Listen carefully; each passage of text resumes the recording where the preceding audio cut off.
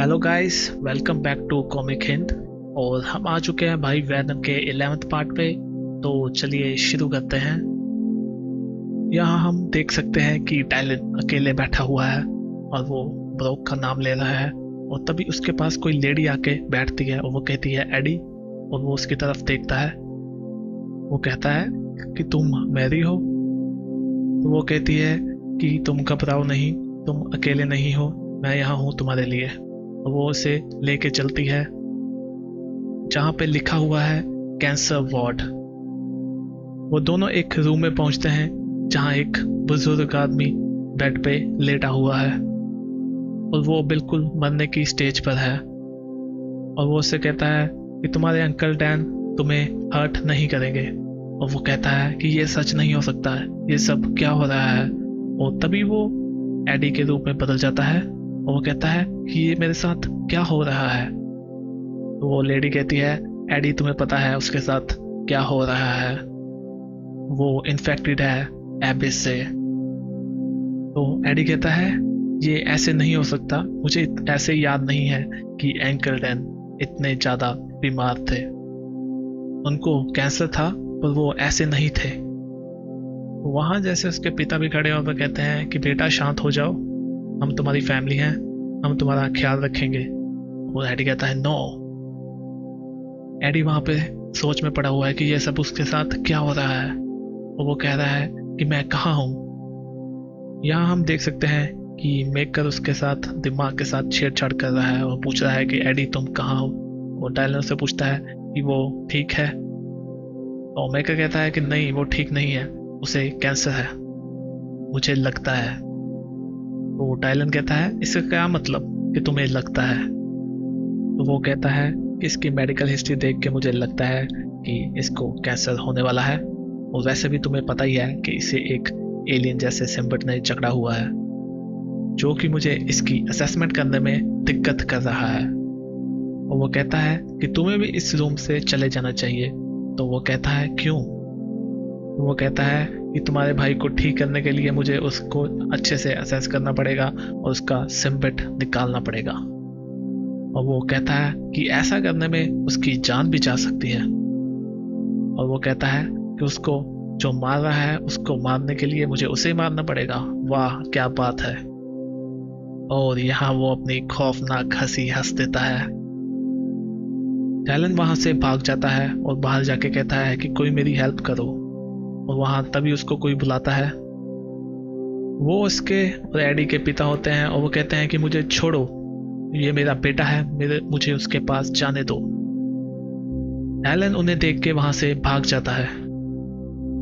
यहाँ हम देख सकते हैं कि एडी बहुत पेन में है और वो एक चर्च में पहुंच जाता है और वो सोच रहा है कि मैं कहाँ हूँ। तभी वहां पे मैरी आती है और वो कहती है कि कम ऑन एडी, तुम ये जगह भूल गए, तुम यही तो पैदा हुए थे। और उसके हाथ में एक पिस्टल आ जाती है और वो कहता है नो।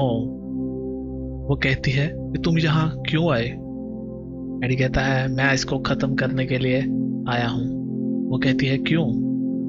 वो कहता है मैंने अपना सब कुछ खो दिया, मैं अकेले था, मैं मर रहा था, मुझे कैंसर था। वो कहती है वो तो बहुत बुरा हुआ, और यहाँ तुम क्यों आए एडी। वो कहता है गुड बाय कहने आया हूँ। वो पूछती है किसको। वो कहता है गॉड को। वो पूछती है यहाँ पे क्या हुआ था, तुम मरे क्यों नहीं। तो वो कहता है तुम्हें पता है। और वो तभी एक भयानक रूप में बदल जाती है। वो कहती है हाँ मुझे पता है। और वो अपने सिम्बट जैसे किसी चीज से एडी को जकड़ना शुरू कर देते हैं। एडी चिल्लाता है और वो कहती है कोई बात नहीं एडी, बिना चीखों के नया जन्म नहीं होता। और वो कहती है देखा एडी, तुम्हें डरने की बिल्कुल भी जरूरत नहीं है, तुम अकेले नहीं हो। अभी एक धमाके के साथ एडी अपने रूप में वापस आ जाता है और वो कहता है what the hell was that. और वो सिम्बट कहता है रिचर्ड्स।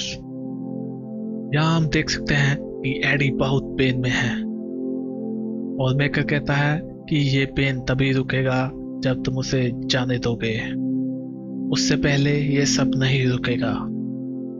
और तभी उसको एहसास होता है कि ये सब क्या हो रहा है, मेरा कनेक्शन टूट रहा है अपने सिम्बियोट के साथ, हम लिंक्ड नहीं हैं।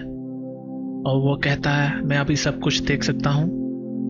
और वो देखता है कि यहाँ पे उसके पिताजी बैठे हैं और उसकी मैरी बैठी है और वो खुद बैठा हुआ है। और वो कहता है कि ये सब झूठ है, तुम मैरी नहीं हो, ये सब झूठ है, ये मैरी कभी भी नहीं थी। तुमने उसको मेरे दिमाग में डाला और तुमने मुझे उसके साथ प्यार करने के लिए मजबूर किया। तुमने मेरे साथ ऐसा क्यों किया? वो आगे से कहते हैं एडी काम डाउन, तुम बहुत बीमार हो। एडी पूछता है अच्छा मैं बीमार हूँ? वो कहता है हाँ तुम बीमार हो, तुम्हारा कैंसर वापस आ गया है। तो एडी कहता है मेरे से झूठ बोलना बंद करो। वो कहता है कि तुमने मुझे मेरे अंकल का बेड दिखाया जो कि एक खाली था और जो सच नहीं था, ऐसा कुछ नहीं हुआ था। मेरा कभी भी कोई अंकल नहीं था। तुम मेरे साथ ऐसा क्यों कर रहे हो? तुम मेरे दिमाग में ऐसी चीजें क्यों भर रहे हो? यहाँ पे वो अपने सिम्बियोट को कहता है कि हमने सोचा था कि हम बहुत अच्छे से लिंक्ड हो चुके हैं, पर अभी मुझे लगता है। और उसका सिम्बियोट कहता है एडी। एडी कहता है कि मुझे लगता था कि तुम मुझे प्यार करते हो। वो कहता है कि तुम्हें रोकने का यही एक तरीका था एडी।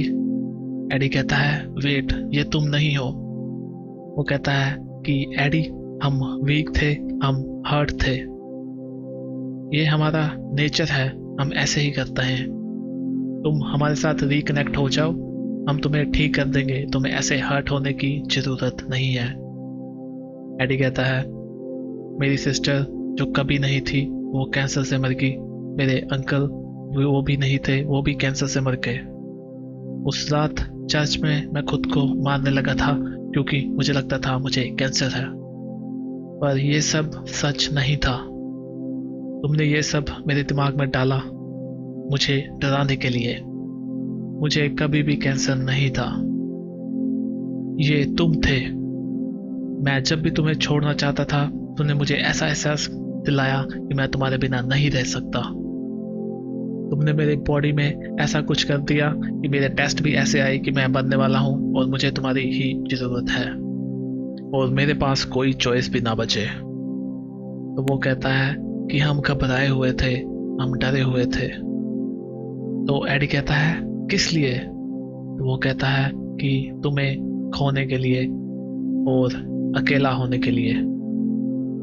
तो एडी कहता है कि तुमने मेरे साथ मैनिपुलेशन करी ताकि हम तुम्हारे साथ जुड़े रहें। और वो कहता है कि पास्ट में मुझे लगता था कि हम एक दूसरे को नहीं समझते, पर अभी क्यों ऐसा किया तुमने?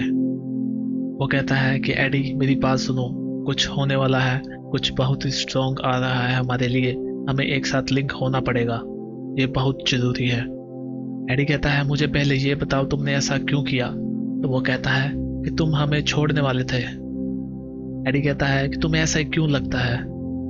वो कहता है उसके लिए, क्योंकि वो जो भी है तुम्हें नहीं पता कि वो कौन है, क्योंकि वो अभी हम देखते हैं कि उसकी आंखें खुल जाती हैं और वो कहता है टाइलन। और तभी उसको मेकर कहता है हेलो एडवर्ड। एडी कहता है कि अभी के अभी मशीन रखो और मुझे यहाँ से जाने दो। और मेकर कहता है कि मैं ऐसे नहीं कर सकता, मुझे अभी बहुत से टेस्ट करने हैं ताकि मैं ये सिम्बियोट तुम्हारे में से निकाल सकूं। एडी कहता है मेरी बात सुनो, टाइलन कहाँ पे है? तो वो कहता है कि मुझे लगता है कि वो चला गया और तुम चिंता मत करो, अथॉरिटीज ने उसके फादर को इन्फॉर्म कर दिया है, वो उसकी कस्टडी लेने के लिए यहाँ पहुंचते ही होंगे। एडी कहता है ओह गॉड, मुझे यहाँ से निकलना होगा, तुम मुझे यहाँ से निकालो। तो मेका कहता है कि अगर मैं तुम्हें यहाँ से निकालूंगा तो तुम्हारा सिम्बियोट खुद से खुद रीअटैच हो जाएगा, और अगर मैं सिम्बियोट निकाल दूंगा तो मे भी तुम मर सकते हो। तो तुम क्या चाहते हो? एडी कहता है तुम्हें जो भी करना है करो, बस मुझे यहाँ से निकालो इससे पहले कि मैं लेट हो जाऊं। वो कहता है एडी तुम इतनी चिंता क्यों कर रहे हो, मुझे पूरा भरोसा है कि तुम्हारा छोटा भाई अच्छा होगा। तो एडी कहता है वो मेरा भाई नहीं है, वो मेरा बेटा है।